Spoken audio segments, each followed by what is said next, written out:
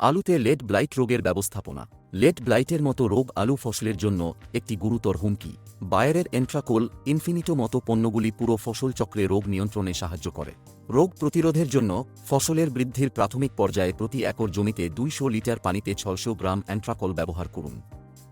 পরবর্তীতে প্রতি একর জমিতে 200 লিটার পানিতে 600 মিলিলিটার ইনফিনিটো প্রয়োগ করুন।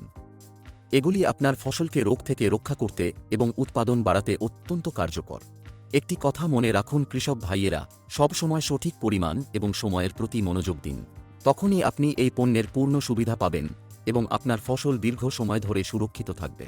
বায়ারের এই পণ্যের ব্যবহার করে আপনি আপনার ফসলকে সুরক্ষিত, উৎপাদনকে উন্নত এবং নিজেকে সুখী করতে পারবেন। কৃষক বন্ধুরা, এই পণ্যগুলি আপনার সমস্যা সমাধান করবে এবং আপনাকে ভালো ফসল প্রদান করবে।